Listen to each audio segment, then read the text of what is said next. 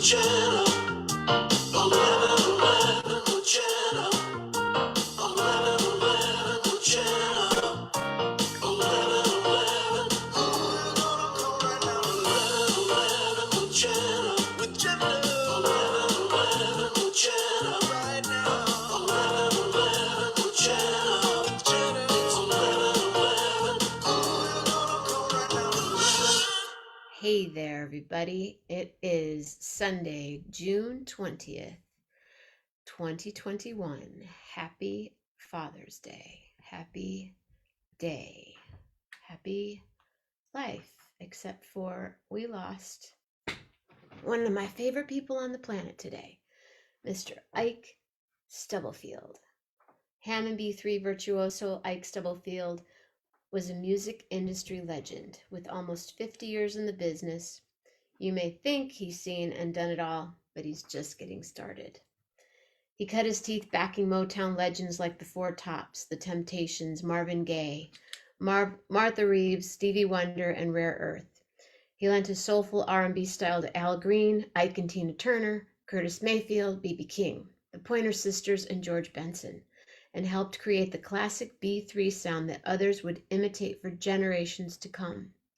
In 2010, he collaborated with Grammy-winning Atlanta soul artist CeeLo Green. He's worked with Papa Molly in New Orleans, Big Hat in Nashville, played with Derek. He's done all kinds. We played together. We were going to be making a record this past year. Played all over the world, Vancouver, did a lot in the Pacific Northwest. But I like this quote. The B3 organ at the hands of a player like Ike Stubblefield becomes a force of nature. A fixture of San Francisco's Haight-Ashbury neighborhood in the early 1970s, Stubblefield broadened his sound to fit the rock stylings of Janis Joplin, Eric Clapton, Jerry Garcia, Rod Stewart, and Boz Scaggs. His reputation as a musician's musician ensured his spot at the top of industry's insiders lists of the most sought-after supporting bandmates. There's so much more to read and there's so much more music to listen, but this is what I liked. But no matter the job, Ike continues to earn accolades from his peers and critics alike. Ike Stubblefield is more than just a performer. He's an artist in the truest sense of the word, whether writing, producing, or composing. He is always working to perfect his art. He left the planet today at around 3:15, I think. And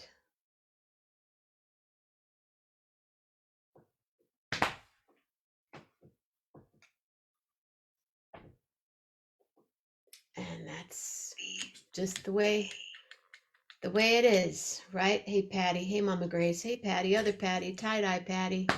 Tie-dye Patty. If you look at the photo of my dad and I today that I posted, you will see your tie-dye dress. In fact, my dad and I dressed alike that day. He wore purple. I wore purple, and my sister caught that. But anyway, yeah. Ike, always a story, always a hug, always music that I wanted to listen to and I wanted to play. So I'm glad I got to sing with him, and I'm glad I got to sing for him. And Judgy, his sister, and I are well, you'll meet Judgy one of these days. So I had a beautiful day. I went to the ocean, and Lillian had fun, and we all had a beautiful meal, and got back here at 8:05. And so I'm a bit of a, let me just get in the house quick. Yeah, me too, Patty. I'm sure you saw him play at some point. He played with Disco Biscuits. He played with everybody. He played with Warren. Hey, Tim Scully. I'm kind of still like laying low on the hugs, but A hug for you. Tim Scully, when are you going to be on the show? How about, I know you're busy and you started your shows, but I need you to come on, and you could come on tonight if you wanted to and talk about what's happening, or another night, because super bad storms, really. Yikes. I would like to lift this up just a little bit. Hold on a second. Let me do this. Let me do this. Whoop, whoop, whoop. You know, it's a forever. My sister bought me this really cool new thing, and I'm not using it. Hey, Melanie Demore, I'm gigging. Yep. Had a gig yesterday that was really nice. And today, when I got to sing for Ike, I thought, this is the song that I want to be singing right now, and I'm glad that I did. I'm moving that so that light's not in your eyes, in your eyes. So if you get a chance, Google Ike Stubblefield, go to YouTube, check out some Ike Stubblefield, and play it really loud. Anytime. Really loud. Tomorrow morning, we'll be meandering. Tomorrow night, meditation. Tuesday morning, I might as well meander a little bit more. Hey, oh man, Melanie, I wish we could have gotten together tomorrow morning, but I know you have things happening. But that would have been cool. Tuesday night, Dr. Andrew Rader. Wednesday morning, making and baking with Patty. Wednesday night, maybe cookies and cocktails with Shauna. Thursday morning, chillin'. Thursday night, conversations with the creatives. My sister Lisa Mammina. Friday morning, Armando. Friday night, display and share. Saturday morning, one more Saturday morning with Jeff Metzger. Saturday night, one more Saturday night with Gary Lambert. Sunday morning, I'll be stone cold chillin'. And Sunday night is Musicians Square Table, which is what's happening right now. Ladies and gentlemen, I would like to introduce you. Many of you have seen him here, have heard him in the past, but if you haven't, and this is your first time, next time, girl, well, I'm not leaving yet, so, we can still hook that up. We got to do it. Melanie, we have to do it. But at this moment, I'm going to say,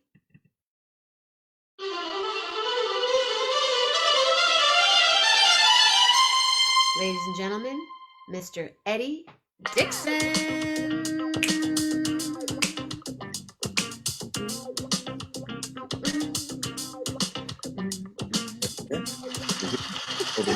Hi there. Hello. Hello. That's a hell of a resume, huh? Yeah, I was reading up because I'd asked you about Clyde and them being cousins, and man, I imagine that whole family's a bunch of monsters. And you say is his sister named Judgy? Judgy. That's amazing. That's a great name. Isn't that a great name? Say hello to Courtney. She's here. Hey, Courtney. Hi. How are you? Doing good. We've had a day made almost entirely of naps. Wow. Hold on a second. Speaking of naps, I'm going to turn out the light. Dim all the lights, sweet darling. Yeah, there I go. There I go. There I go. There goes the lights. Turn the music on the radio. Yeah. So naps, like, do you turn on TV, or do you listen? Do you just nap? We're not in a terribly noisy place, so I can just now if I really need to sleep, yeah, I need you know what I do have going on all the time is it can't be totally silent. I have a air purifier. Oh, okay. You can turn it on quiet or you can turn it on loud. I turn it on loud because I love having just the white noise. I've got pretty intense tinnitus and tinnitus and I'm just going deaf. So everything's good. What? But I don't like doing things soft. If I'm listening in the headphones, you're not supposed to mix at levels that are fatiguing. but if I'm going to spend time sitting there, I want to enjoy listening to it. So Yeah. I tend to cranked up a bit more than most people would. Are you And working on any music right now? yeah. I'm about to have a probably in another couple 3 months, because it's just me again. And so if I just knuckle down, it'll actually, and these songs were all, the name of the album is called Make the Motherfuckers Kill You.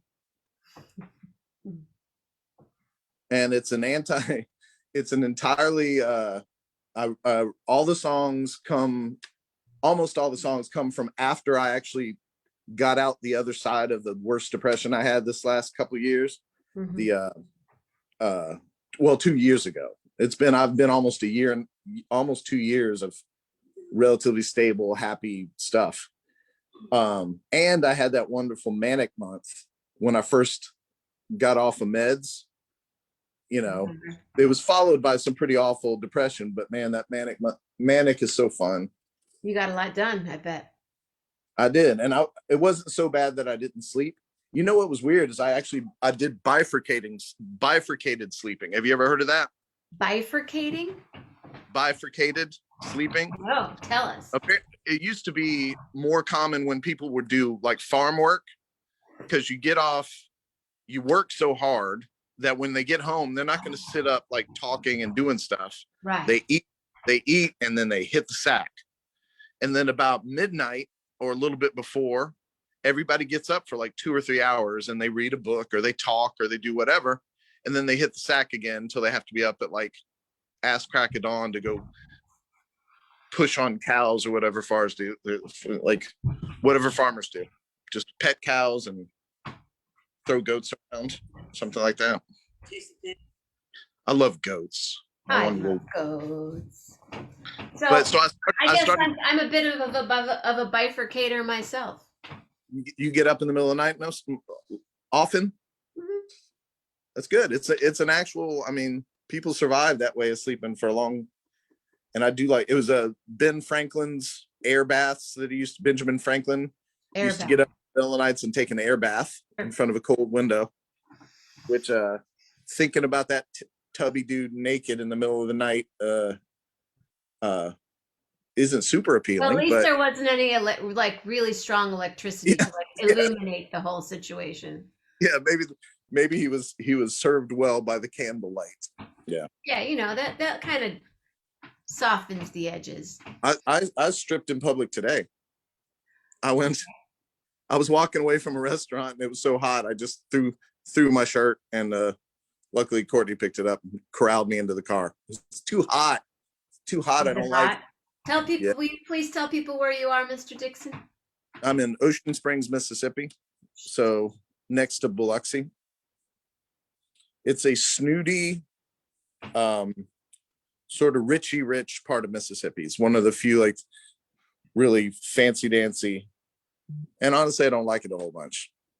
I won't spend a lot of time on hating on it, but I'm had pretty much my belly full of Mississippi. Actually, I did a while back. I'm sticking it out for my father. You're sticking it out for a while. Hey, Lily and Pearl. What's up, girl? You want to come be by me? She's just checking out. Her yeah, hold on. Can you hold up Lily Pearl so Courtney can see her? Sure. Or is she far away from you? She'll come back in a minute. Come here, baby girl. Come here. Come here. Come on. She can't. I'm up on a high chair, kind of a bed thing, so it's kind of hard for her. Oh, there she is. Oh, hi. Hi, everybody. She's so pretty. The little slender snout. Oh, she is. She's an intermittent faster, so she's quite slender. Gulf Coast gambling money? Is that why it's wealthy? Yeah. Well, no, that's what someone just asked. William just asked that. Gulf Coast. No, it was snooty and rich pre-gambling. This is just where the moneyed Mississippi people sort of filtered down to. They could get themselves a little house next to some beach and whatever, and So it's a bunch of Sounds good to me. old money. It is there are some beautiful beaches, and there are good folks, but I'm like I said, I'm about up to my eyeballs as far as Mississippi. I'm just I'm done. I'm done. I'm What's your working. next move? What's that? What could be your next move? Probably my largest musical collaborator is in Pittsburgh, Adam Fitz. Oh, cool. So more than likely, me and Courtney are going to be moving towards there, or at least somewhere north, somewhere where there are winters. And so the album, and Oh, it's not making someone said try Illinois. He's done Illinois. That's where we uh met in Chicago. 17 years of Chicago. And actually, we visited. Me and Courtney visited Chicago, and I could actually see myself being back. It's different being in Chicago when you're not blisteringly depressed. It turns out it's so, you know, I enjoyed Chicago, but it was rough. Like if you're tilted towards bad mood wise, Chicago will just kind of jump on you rather than, it's not a lift you up city. It's a very much like stomp right on you, move on You thing. got to be in it right away. Yeah.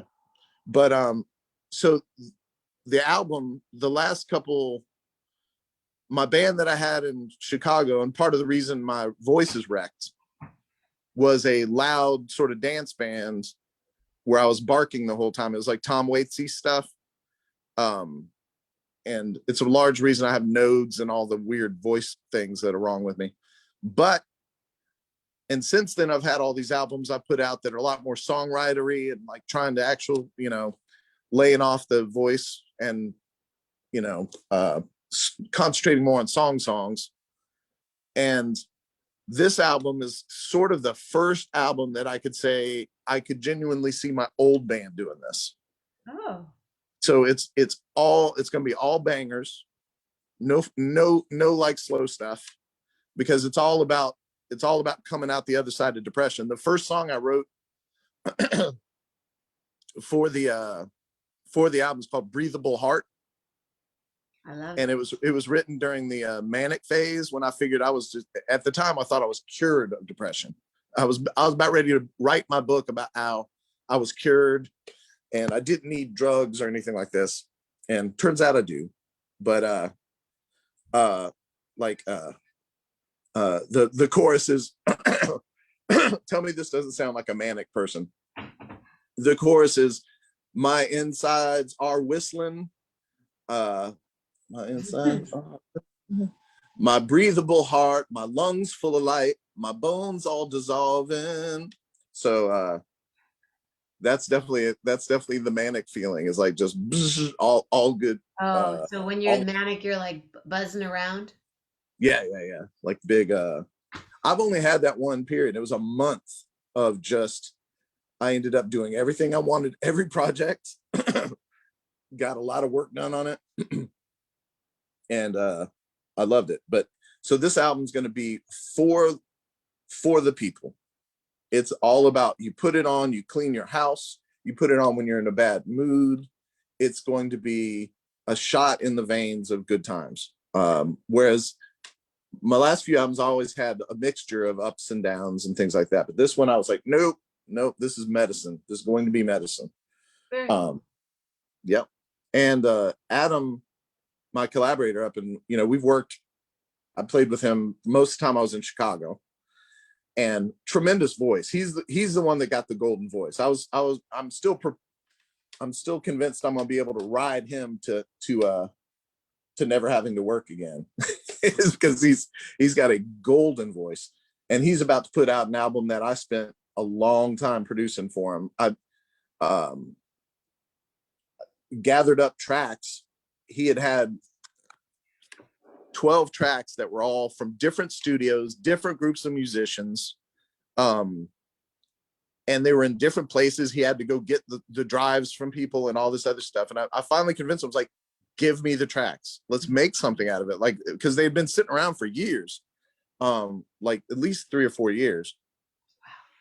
And So this last album, I actually had to bring all those in and somehow make it. Ended up being 9 songs, which I love a short album. I love a really concise album, but trying to bring all those songs in and make them sound of a piece, even though it was entirely different musicians every time and entirely different studios and setups and everything else. And I ended up having to, on a couple of the tunes, they were kind of a shambles, and I had to re-record all the instruments. Really? So, so you re-recorded some of it was all in isolation, so you were able to re-record them. Okay. Yep. It was just they had done. I just learned the parts that everybody had come up with and just replayed them, but played them in time to a click and all this other stuff. And those tunes ended up being really good. And I think I got it pretty much accomplished. It's still a little bit schizophrenic of an album, but it absolutely sounds like of the piece now. You can listen to it and it sounds like it came from the same place. And I'm super proud about it. That's huge. I struggled. There was a last Christmas. I honestly got to the point where I was ready to ask him to hand it off to somebody. I thought maybe like my ears had gone, or like something just was not vibing, and I was stuck. And then I went off to this amazing New Year's that I had, where I met up with my friend Michelle, who loves you to death. She's out in San Jose, yeah. And had a great time with her and my best friends and all that. And came back, and all of a sudden the whole dam just broke. It was just, I don't know what was stopping it, but I was just jammed up, and I had to go and be around my friends and drink copiously and just get grounded in the world again. And then was able to like come back at it fresh. And so it's going to come out, and I'm super, no one will ever know, even him saying like, oh, produced by Eddie Dixon, produced, mixed, and mastered by Eddie Dixon. But that doesn't tell the story, because it actually took forever. And I actually was working on it before the sort of sinking into depression time. So this album actually spans me starting out from moving down here and then crashing really hard after that manic month, and literally having some of the worst months I've ever had in my life, and then finding my feet and now being happier than I have in my whole life. So that, if any, I always end up talking a lot about. I always end up talking a lot about.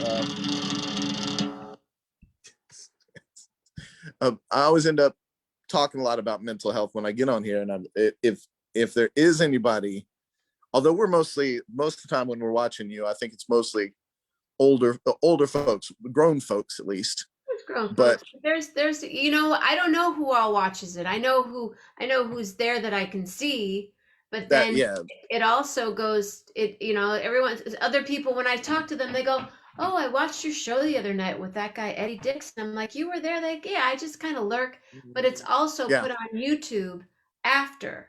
So nice.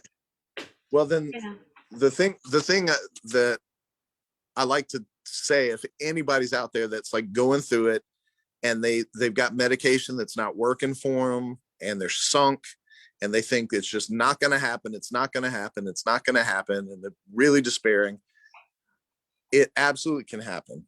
I mean, it's hard because we don't, the science on psych drugs is just not well understood. So it's very much a crapshoot. And I know that's frustrating, but when I found the combination that worked for me, I'm just turned around, You must have really great doctors working with you. You have a good doc, you had a good person working with you. Well, my plan, like I intentionally went off meds. I wanted to see what my baseline was like. I remember. And I talked to him about it, and I was gonna feel my baseline, and then I was also gonna try occasional dips into psychedelics again, because that was really good for me when I was a kid, And And I did. I ended up and this taking LSD in a house with my mother and father, which was a strange thing. I probably the closest I'd ever come was when I was a kid, like maybe having to take a phone call from them when they midway through something, and like everybody knows. But Did you and they knew this is what you were going to be doing? yeah, and they weren't terribly scared of it because I'd long since explained to them why I did what I did back in college. Like they found out about it and had a mild freak out, but I told them I needed it. Like it turned me around for the way that I was a sort of a jammed up individual. It really, and I never went back. It's been the same ever since. But so his album is also a little bit of a like there are people that you're going to work. But he want to be on when the album is released, however you're going to release it, the two of you should come back on Musician Square Table and talk about it. Absolutely. Yeah, he'll do it. He's a big he works for a trust in Philadelphia, Pittsburgh, that runs a really beautiful theater out there. Ooh. And he lives in a place called Greensburg, which is right next to Pittsburgh. And so he's booking bands, he's doing all of their absolutely. If you're anywhere near Pittsburgh. Well, Rolf, my guitar player friend that I work with, lives in New York, and it's just like boom to Pittsburgh. Yeah, if y'all are making a little circuit, I absolutely talk to them. And they've gotten really good at broadcasting from the stage of the theater and live casting, whatever, broadcasting the whole thing. Streaming. Thank you. That's what the kids call it. But so he is not only. You think so?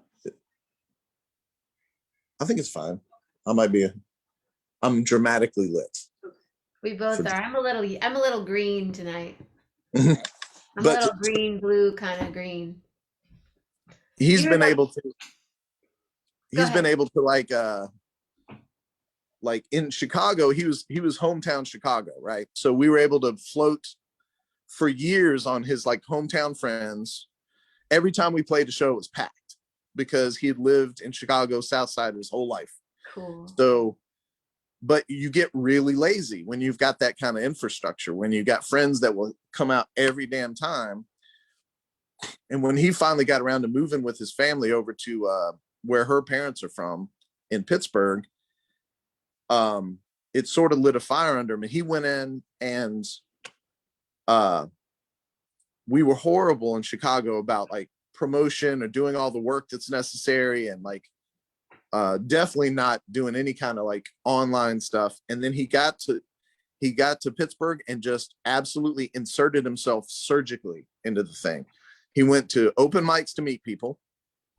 And that went on for like 6 months where just shaking hands. And he's a personable dude. So people like immediately are like, how can I help you? Like, you sound great. How can I help you? So he amassed these people that he knew and songwriters and players and all this other stuff. Then he started playing solo gigs, doing covers, just restaurants, everything else, and just got his voice in tremendous shape and sort of got his even his being able to carry on the conversation the whole time and really like keep things moving and funny and fun.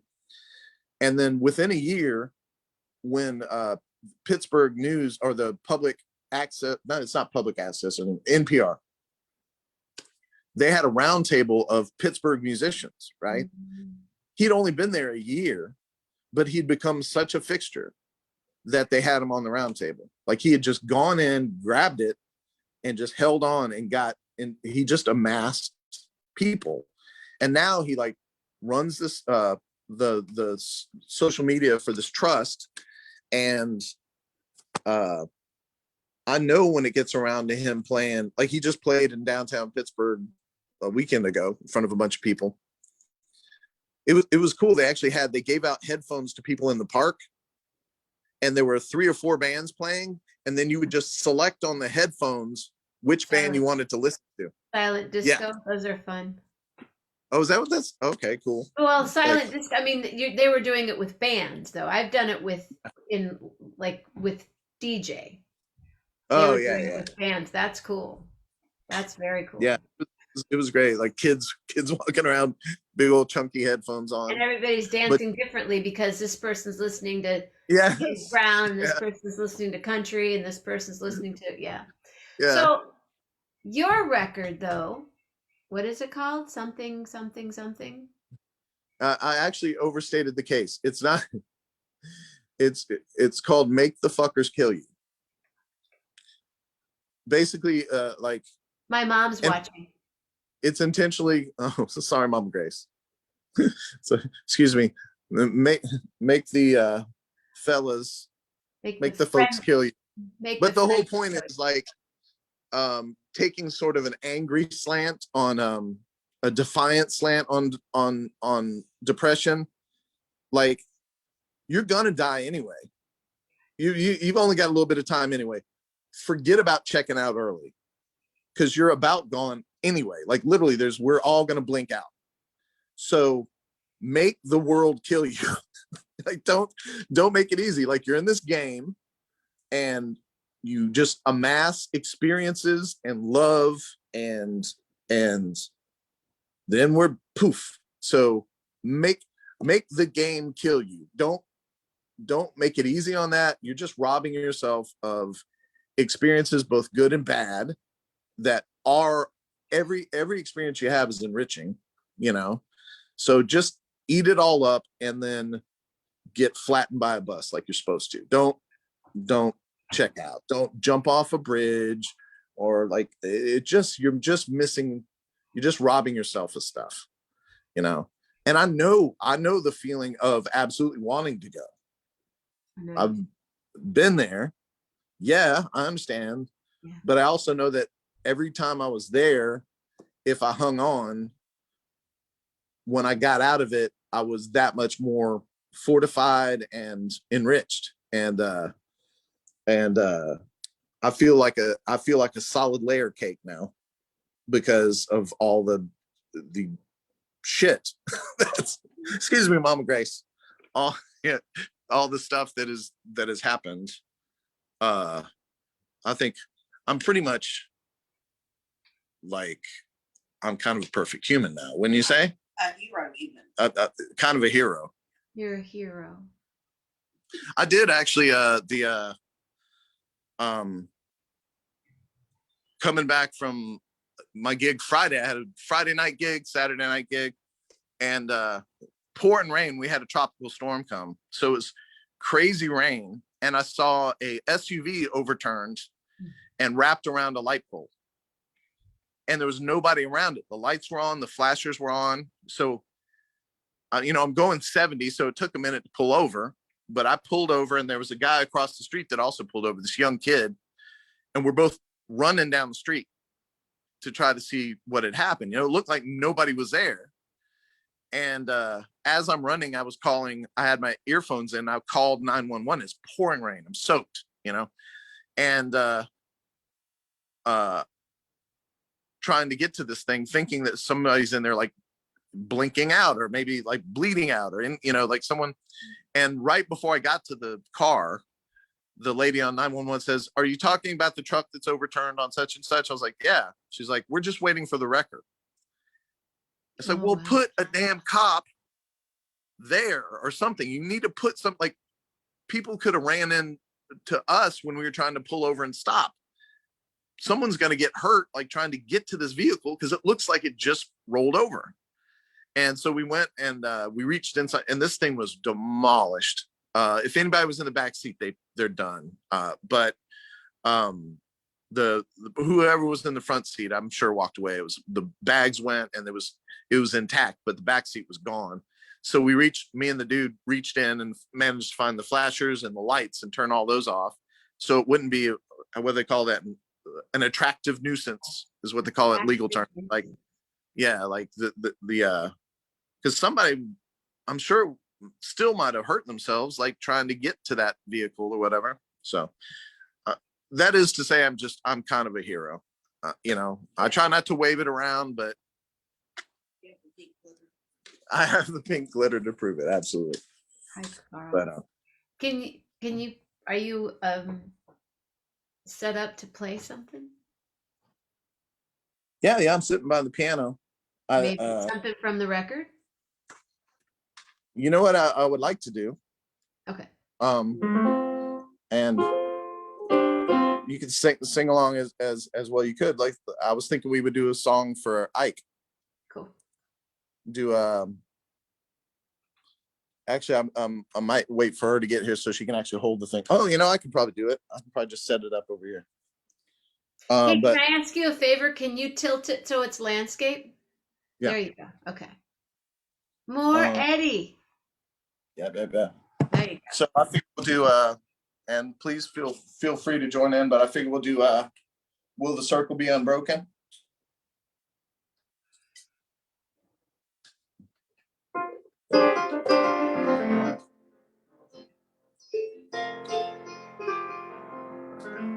I was standing by my window on a cold and cloudy day. I seen there the hearse was rolling. It was taking my sister away. Undertaker, won't you please drive real slow? That's my sister that you're carrying. I sure hate to see her go. I was standing by my window on a cold and cloudy day when I seen there the hearse was rolling. It was taking my brother away. Undertaker, won't you please drive real slow? That's my brother that you're carrying. I sure hate to see him go. Will the circle be unbroken by and by, Lord, by and by? That's my brother is better home awaiting in the sky, Lord, in the sky. Will the circle be unbroken by and by and by? There's a better home awaiting in the sky, Lord, in the sky.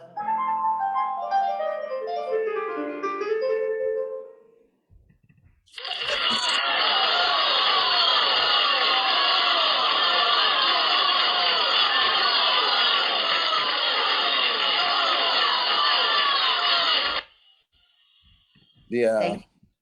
Thank you. I don't. Yeah. Maybe a moment of. I bet you he would have played the shit out of that. What do you think? I'll check. I'm not gonna act like I've heard him. I'm gonna go track it down though. I'm gonna listen to some of what he's done. Well, you've heard what he's done. You just didn't know who it was. Oh, I'm sure. Yeah.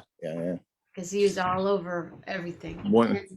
One of your stable of crazy talented people that you somehow managed to amass, like the Jenna army of musicians. I don't think there's anything from Starting, well, you're one of the originals. Yeah, yep, sitting in that little place on Lincoln Park. Yeah, me, you, and Mitch. Yep. Yeah, Yep. that was. Ooh, I keep poking the thing. That was one of my, actually, that period of time when I was doing that at Tower was one of the kind of lifted times when I was in Chicago. Like, I was surrounded by people that I loved, doing something I loved. And you were really good at it. I enjoyed it. I was really good at being mean to the people that didn't want to take their CDs back. That was always fun. There's a cruelty in me that came out pretty often. I remember a guy coming. I don't know if you were ever in there when they're doing inventory. Everything had to be quiet because you had to listen to a little beep on the machine. So it'd be deadly quiet. There's just a bunch of like goth kids out there going deek deek deek deek. And I had a guy come in, and we weren't supposed to do any special work at all. Like, we weren't supposed to work on our sections or anything. It was all about just doing inventory. But I was like, Eddie, you need to come up front. This guy's kind of demanding to see you. And which automatically I'm like, oh, please tell me why you're demanding to see me. Like, and it was a guy named Gerald Bailey from Chicago. He was a great R&B singer, but sort of, he was very hidebound in sort of, he sounded like Babyface, and that was about it. There was no movement. Cause you got that whip appeal. Yeah, yeah. But so he had, Kenny Edmond. he had his 2 CDs in the store for that amount of time, and I gave him like almost, when I took over the job, he had already been there for 6 months. The CDs have been sitting there for 6 months, and I watched him hard sell a woman on 1 CD. So he sold a CD, and then he came back wondering where his $7 check was. Oh, he sold it like right then? Well, no, he'd sold it a while back, but Tower just takes a while to cut the check or whatever, right? Yes, So it's a corporation. And he's openly yelling at me on the floor in front of people about his $7 check, which about made me come over the CD counter at him. It's like, and as the manager had to actually come out and separate. Like, are you really yelling at me for your $7 check, man? Your stuff was sitting here for 2 years, and you couldn't sell it until you actually ambushed somebody. And so they took me to the back, and as I'm going back, it's like, your $7 is in the mail. To the brother. Yeah. But there was good stuff too. I had my favorites that were in there that were just really good, and really there's a singer named Alice Peacock. Oh yeah. Yeah. Her stuff was really amazing, and she did a great in-store, like just brought the place down. Super quiet in-store. Like, she was really good at bringing it way down and sucking people in, because all the music's off in the store, and everybody would just like hover up. Did I ever tell you I did a self-help album? No. I did it. It was probably peak ironic times, but I did a self-help album called Hope in Troubled Times, and the subtitle is A Message of Hope ... in Troubled Times.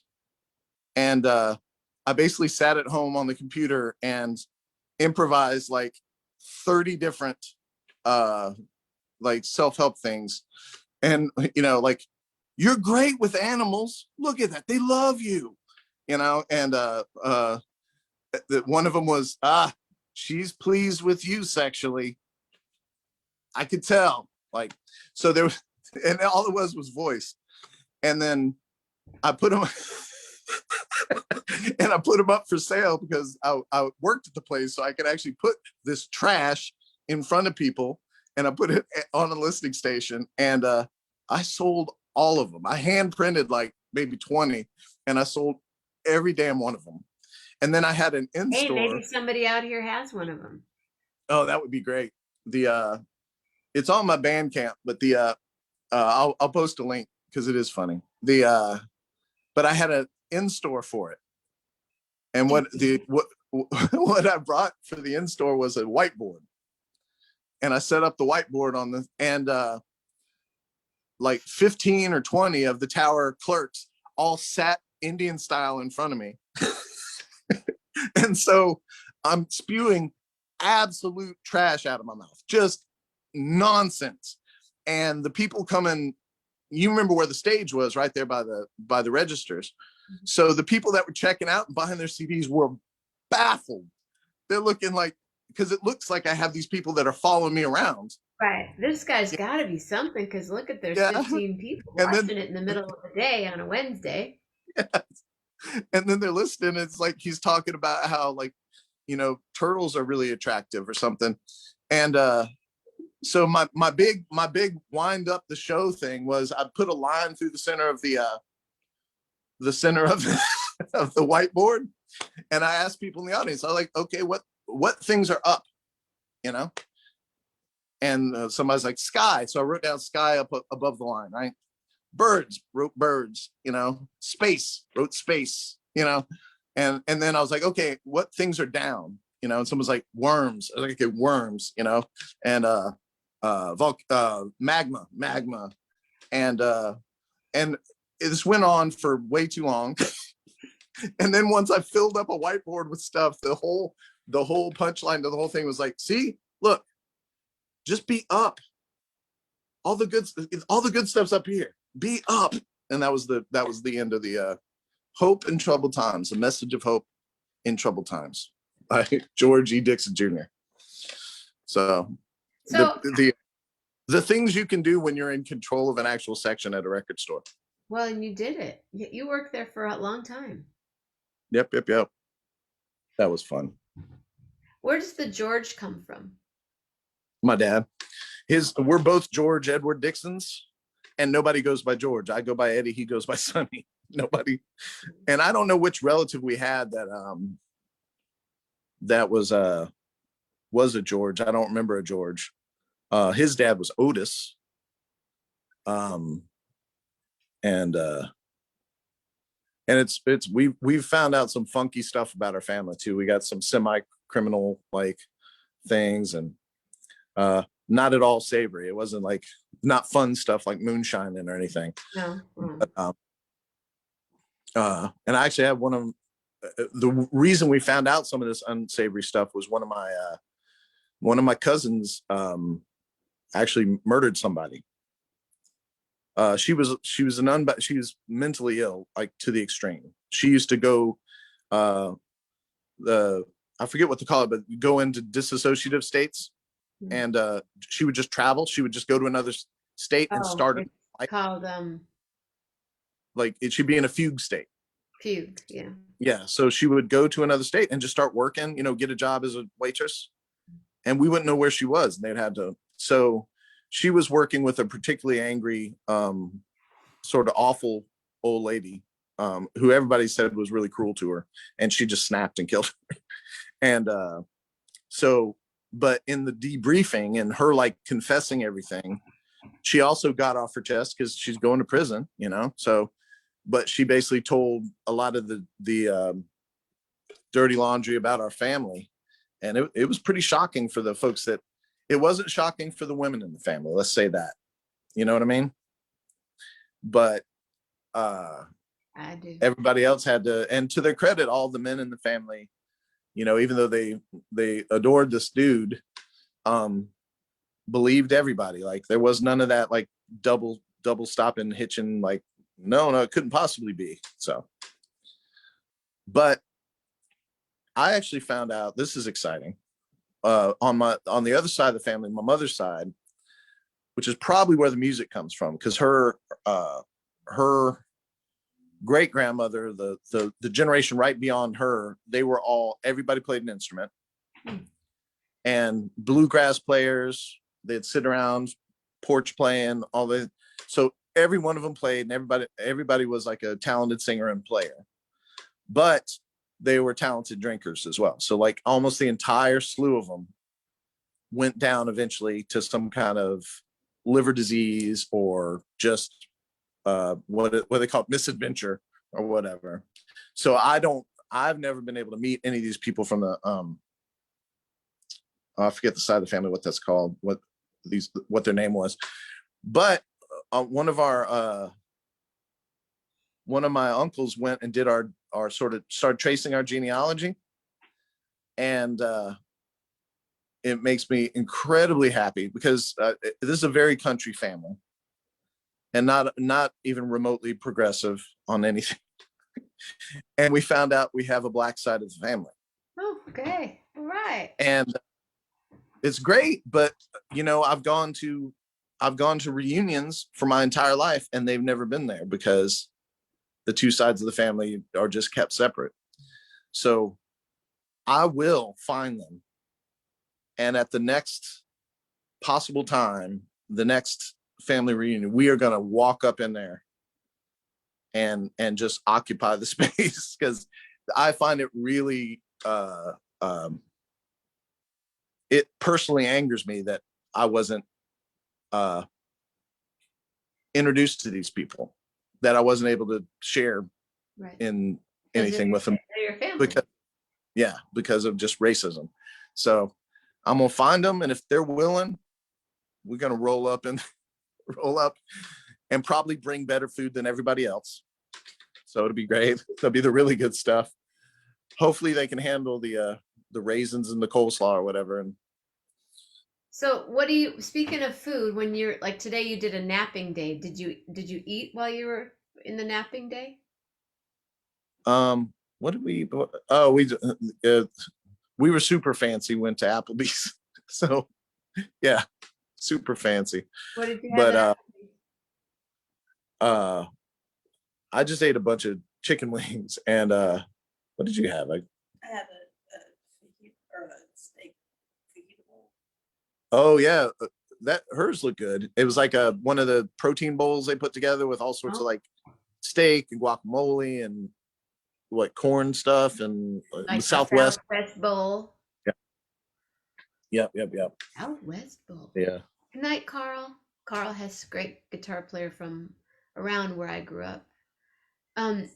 Carl, do you So know Will Bernard? Oh yeah, really well. I was going to see him today, actually. Yeah, tell him I love his stuff. I will. He's a sicko. I love him. Yeah, he's incredible. He played he played Friday night in a place called Smiley's in Bolinas, and then today he and a couple other friends of mine played at a winery, but it was kind of spendy, and I'd gotten I heard about, I was with Ike's family, and I just thought I'm gonna go to the ocean, so swam to the ocean. It's self-care is important. Like they're gonna have people watching them, and I'm sure we'll see you again, but self-care. Yeah. And he's here. I don't know when he's leaving, but he's here right now, so I may even see him in the next day or so. Mm-hmm. But he lives in New York. He's from Berkeley. He lives in New York, and he goes back and forth a lot. Oh yeah, because I'd always associated him with San Fran. I thought he was just a San Fran guy. He's a Berkeley kid, born and raised in Berkeley. Went to Berkeley High and did the whole Berkeley jazz, Berkeley High jazz, and then he moved to New York. I don't know, in the last 15 plus years, and now he's been in the last few years, and he knew Ike too. He's been playing in New Orleans during Jazz Fest, which I got to play. You asked me about a B3, right? Yeah, I did. There's a live album by Adam Fitz, where we recorded it. There's a place called Wall to Wall Studios in Chicago, and they do this thing where there's enough room in the studio, and there's kind of a little audience area, and you can go in and have really good mics, and it goes to a really good board and everything else, and basically have live in the studio things with a small crowd and have just the best possible recording environment. And they had a beautiful piano, so I got to play piano. They had a Rhodes, they had a full B3. So that's the only time I've gotten for an entire show to play. We did two runs through it so that we'd have a few takes of every song. And so I got to play for one night. I got to play just about my dream setup. I had a Rhodes with a clavinet on top of it, and then a B3. And like, oh man, I was in heaven. Do you have a B3 there? No, no, no, no, no. This was Yeah. it was belonged to the studio. Yeah. No, but what do you have there that you work with? Organ. If I'm recording organ for my stuff, it's all in the box. It's all in the computer. Mhm. I used to have, although I tend to not use. I've moved away from B3 sounds, and I really love uh, sort of compact organs from the 60s, like Farfisa and Jaguars and things like this. So on my stuff, more than likely, if you're hearing an organ, it's going to be it's going to sound more like a granny organ than the big lush B3. Okay. And they've got great sounding B3 plugins, and it's amazing. Close your eyes, you can't tell. I defy anybody to tell me that it's but it's become. I find that not using that sound removes a certain signifier from what you're doing. You know what I mean? Like if you have a tremolo guitar and a B3 on a thing, all of a sudden you're near New Orleans. It's sort of a swampy Right. soul thing. So you're throwing up a bunch of flags that say I'm this thing, And with my stuff, I've slowly sort of stripped away those signifiers so that it's more of this is just a pop song, So it's closer to Steve Neve, Elvis Costello's guy or something like this, But My and friend I love Michael my was excited about the mini compact. yeah, yeah. And my playing style is definitely more suited to like B3 or the more soulful thing. But I just love little buzzy organs. And I used to, in Chicago, I had 3. You could get free organs in Chicago all day long. If you would haul it away from somebody's house, Right. you could just fill your house. And I did. At one point I had 5. That's There was what I thought you had at least one. yeah. I had an actual Hammond, but it was a console Hammond, like a little home granny organ version. But it had a beautiful built-in Leslie, and I had it modified so you could actually run other signals through it, so you could run a guitar through the Leslie and whatever. And then I had a Lowry organ, which was this beautiful buzzy spitty thing, transistors, so dirty transistors, so there's this crackle to it that's amazing. And then I had some weird ones. There was one called a Baldwin Fun Machine, and it was a single manual organ, and it was all about, and every one of them had the the little auto rhythms, like ooh cha cha, and oh here's polka or whatever. And on the Hammond, it was amazing because it was rocker switches, and if you put several of the rocker switches down at the same time, it would play all of the beats all together. So I actually used the actual the built-in rhythms for that. I actually sampled a lot of these things, usually when they were stacked up, when there was a couple of them sort of put together roughly. But I love granny organs. The problem is here down south, people tend to think that they're going to be able to get money for like your grandma's Baldwin that's been sitting in your foyer. It's like, oh, I could probably get $100-200 for that. Well, no, you can't. You can't. Just give it to me. And so I missed the Chicago granny organ market. That was my jam. I loved it. So I don't want to keep you too long, but can you play another tune for us? Let me think. If I Maybe got one. original, Uh, if you want. I'm just blanking. Yeah, let's keep talking. I'll think of something. Okay. So Yeah. when is your record when are you going to release it on how do you Bandcamp. Bandcamp? Okay. Yeah, I don't bother with. I don't print anything anymore unless I have. I need to.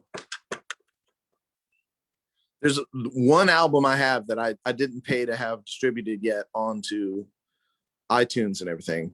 And I just remembered about it, and I need to have that done. It was an album called Stow Embrace, and it was almost in the same way that this album's entirely high energy, like, you know, blow the clouds away sort of stuff. Mhm. That was like bring in some clouds and sit under them and just enjoy yourself. It was like a moody like November. Matter of fact, uh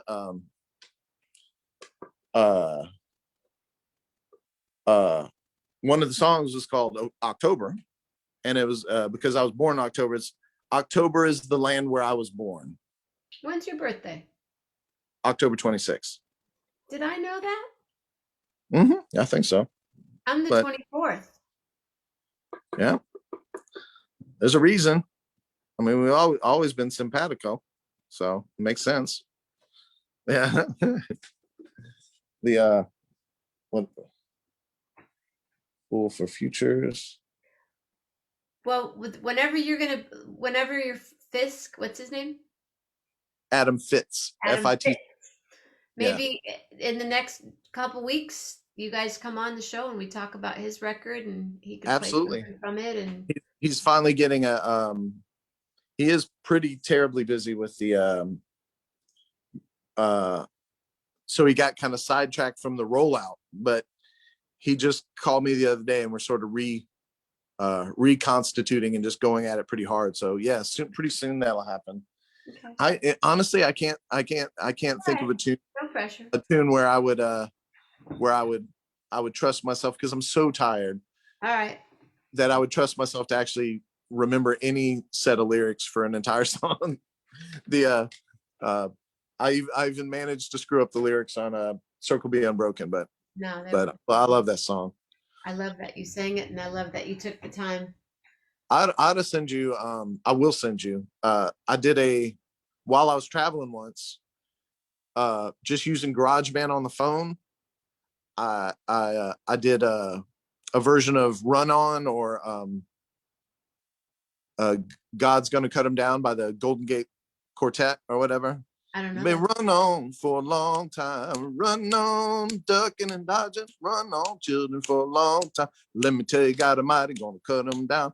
I did a version of that and did all the harmonies while I was driving. Yeah. And so it's rough sounding because the whole time you hear from the car going. But and there's the additional roughness of the fact that my voice is just kind of rough. But you would say it's about the best thing you've ever heard, right? Yeah.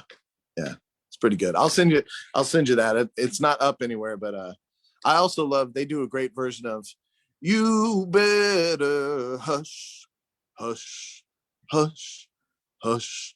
Somebody's calling my name. That thing.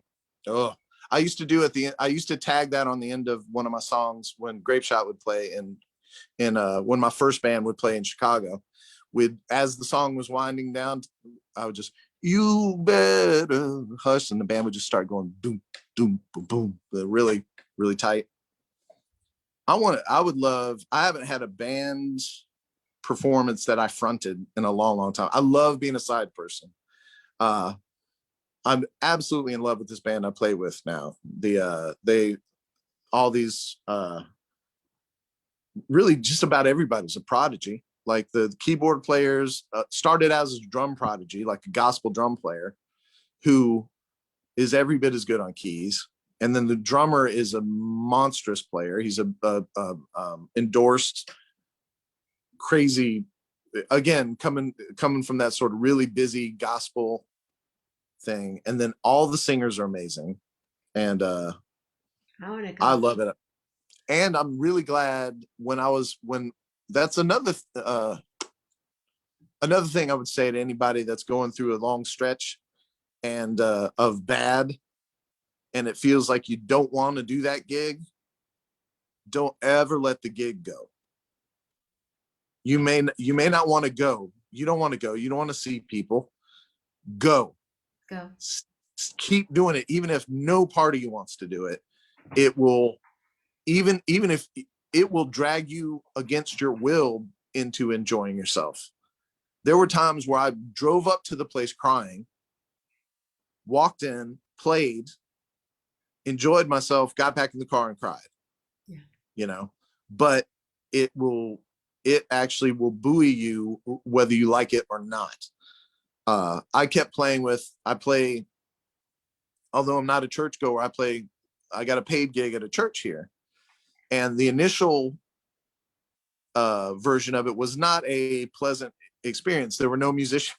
It was basically all amateurs, you know, and sweet people. I love the people, but it was hurting non-rhythmic cats. Oh, hey, little, checking out the flower, little pearl.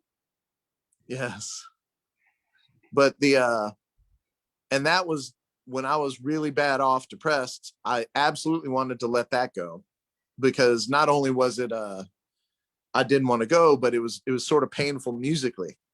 Like there were basically, at any given point, there were maybe two people that could play their instruments, and then everybody else was just sort of following along. Again, love these people. Like, everybody was volunteering, and they would do a practice every week and then do the but I kept that gig against every fiber of my being. That, like, about the third time playing with trying to play drums for a lady that's only ever played piano solo for church. So, like, no rhythmic reference at all. Like, no, it hurt. It just absolutely hurt. And there were times where I was like, no, can't do it, whatever. And I kept it. And because of that, I have the pastor there I love. He's a really great fella. He's if they knew how progressive he was, they would lynch him. And crazy smart. And he was my mother's favorite, and he was not in town for when she died. So when I called him to try, he was so upset. He was actually on a vacation, just couldn't come back. But I remember watching this. They had the young pastor, Nathan, who to me looks like 12. It's a little ginger kid. Came in for my mother in the hospital and put on, like, the hazmat suit, because she had C. diff and staph. So he had to kind of, like, suit up and everything else. And I don't think he'd done a lot of these sort of death calls before, or death's knocking on the door calls. And watching him go in there and hold her hand, and he talked to her for a good amount of time, like 20 minutes. So she was intubated, but we're pretty sure she was a little bit aware of what was going on. And the ears watching are the last to go. Yeah. So I told him, the one thing that will make me blubber more than anything else is kindness. Like, when someone is really kind to you, like, I'll be fine with near about anything, and then someone goes, "Are you okay?" And they're, like, genuinely concerned, and then that's when I'll lose it. Just boom, everything goes. So I told him, I was like, "You're gonna have to imagine that I thanked you, because if I start trying to thank you, I'm gonna lose my shit and cry for a good solid hour. So you're just gonna have to leave and imagine that there was this big floral, purple thank you that I gave you." But really great kid. And I would not know these people. I would not know these people if I hadn't kept that gig. I'm still not signing up for the program. I still have a lot of problems with organized religion, but I've decided that I've met enough good examples in that group of people that I will remain religious person adjacent for most of my life. I'm going to keep some of those people in my life, because no matter where I go, like, if we do move somewhere, I hope I do find a church gig. There, out of the whole thing, there are at least 4 or 5 people that are just some of the best examples of humans I've ever run across. And there was really I did meet a couple people that were all the bad stuff, like all the reactionary, where it's tied in with politics and all this other stuff. I met those people, but there was hardly any of them. And there were these really kind folks. So keep the gig even if you absolutely don't want to do it, you're sad, you want to just watch, TJ Hooker or something and just slowly melt in the couch and die. I needed to add into watching the detectives. T.J. Hooker. Thank you for that. There's always something. Yes. The Always. like keep the gig. You want to just melt and stay home and put the covers over your head and not come out for a year. Keep the gig, make yourself go. And something that's kind of hard for people, and I'm watching my friend go through it with having lost. This is my friend that died in a car accident just a couple 4 weeks ago. His wife is a good friend of mine, and watching her go through losing him, and she is absolutely unashamed about, she'll walk, go to a counter, go grab stuff, and then just cry in the middle of a store, in the middle of a restaurant, in the middle of whatever. Grief has no limit. A minute and a half, 2 minutes, 3 minutes, and then she's right back to doing stuff. But she just like I wonder if we didn't hide that stuff from each other so much as a culture. Like if more people, when they're having that day, would just cry on the street, how much more kindness that would engender, just from, because I don't care how rude you are or shitty. If you're seeing someone, there's a breaks right near you, you're probably going to be like, hey, what's going on? Like, and maybe you're going to hug them, maybe whatever. Like, I think if we didn't save that stuff for the closet or at home or whatever, if we like shared grief more, like just out somewhere, just let it happen, I think those interactions would slowly like start to build up more. We're just absolutely empathy deficient in this country. Like, there's just not half enough of it, and it's because we've isolated ourselves. I always get back to talking about mental health, don't I? Starts off in music. Well, because it's all part of it, and it's your path, and that's important. And there were people here tonight that are going to go listen to your music and are going to understand you more and will be able to connect with you more because they have their own stories. We all have our stories. You know that. You and I have talked about this for years. Yep. The and I'll post a link to the self-help album. Because that you're great with animals. That's pretty. I wish I would have been one of those 15 people. Real quick, what were the names of the bands that you were in when you were in Chicago? My friend Patty asked that a while ago. My band was called Eddie Dixon and Grape Shot. I played with Adam Fitz. I played with a guy named Marvin Tate, who's really amazing, from Chicago. Yeah, visual artist, singer. He actually sang on one of my albums. He sang on a song called Ain't Nobody Run This Water, which was a song about the Katrina thing and how pissed off I get when people have the wrong ideas about, about that whole thing, and how brave people actually were. He sang on that for me, and it was awesome. And we backed up. I played with a soul singer named Ralph Soul Jackson, who was from Alabama, Phoenix, Alabama. We backed him up. I actually got to open for Sharon Jones and the Dap Kings. Oh, cool. Yeah.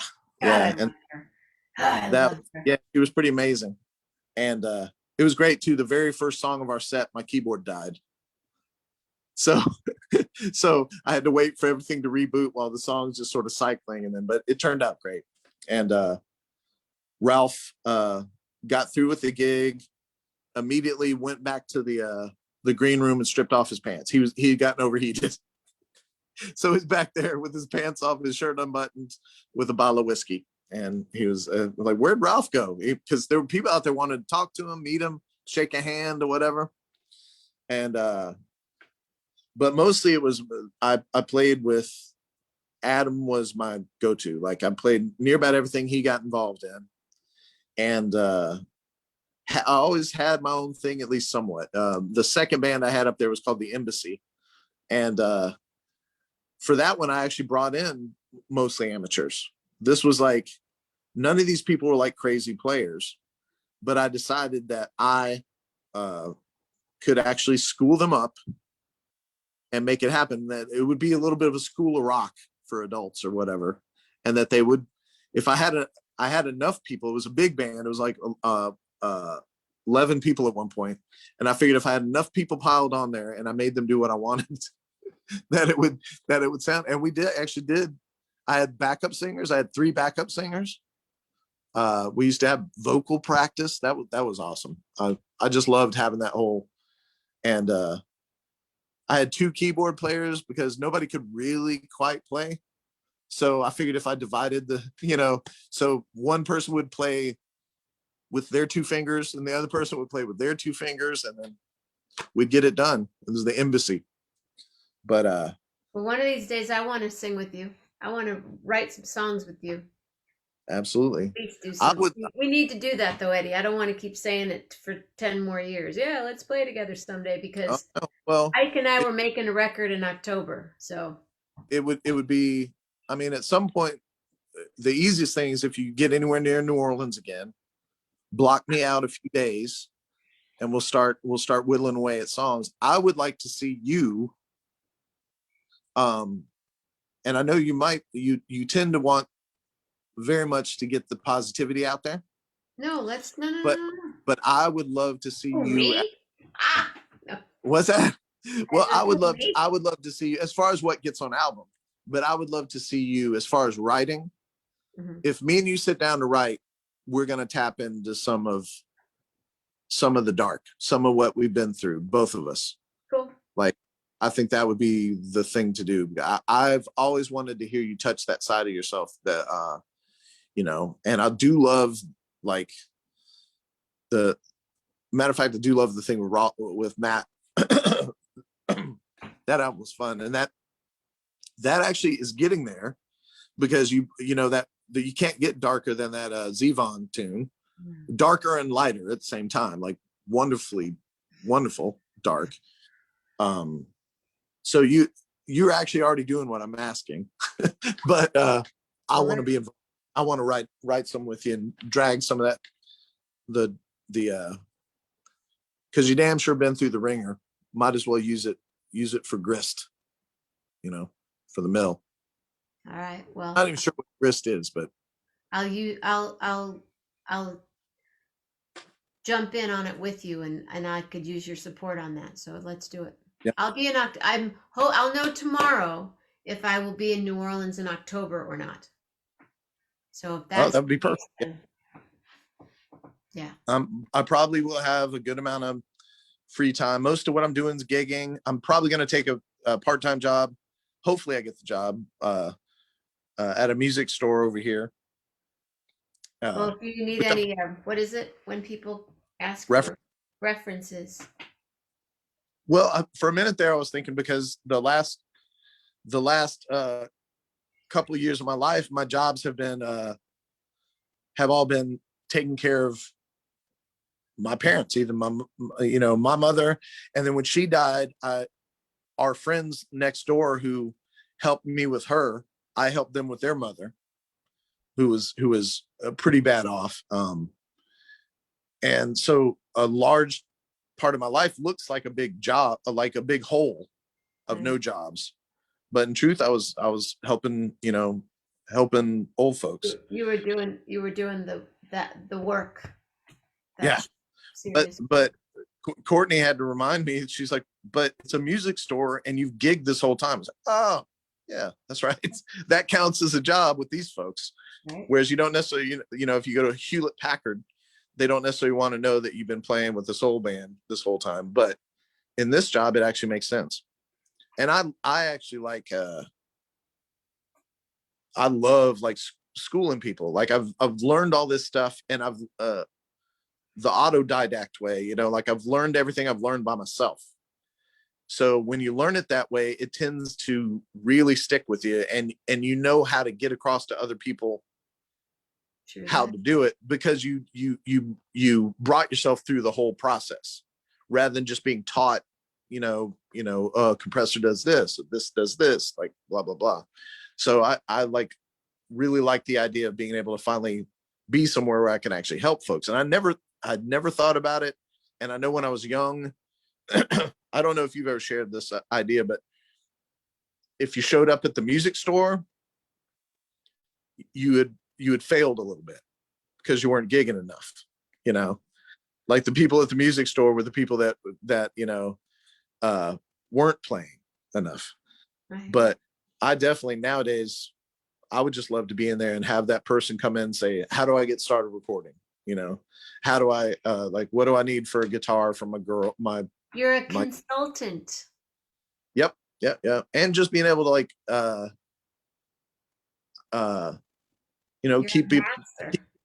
keep people from buying stuff they don't need, and like push them towards the stuff that would actually help. And Oh, I I don't hope know. you get the job. I hope so too. That I hadn't thought about it, and then I saw the sign that they were hiring, and so You'll get it. if I can talk to anybody, if I can get in front of anybody, uh I could definitely talk my way into the job. But yep. Either way, I will have some free time so we can We'll make it happen. But let's get you work. and your boy on here sometime soon, and we'll talk about the records. Absolutely. It's cool. Yeah, he's a repository of stories as well. It's just like very much a South Side Chicago guy from Beverly on the South Side, and great dude. All right, man. Well, thank you. Have a beautiful night. Go take another nap. I love you Yeah. both. I'm giving you big hugs. Big hug to you. I know today's rough, and tonight will be probably interrupted at least a few times by some crying. I'll be listening to his music. There you go. That's the way to do it. Yeah. All right. Goodbye, everybody. Eddie Dixon, everybody. Thanks, man. They just disappear like that. You disappear so fast. Uh-oh, there's Lillian Pearl saying goodnight, girl. Oh, no.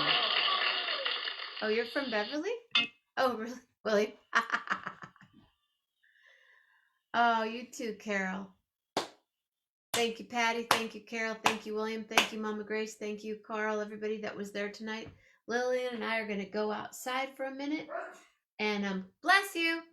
And then it's still a little tiny bit light out there.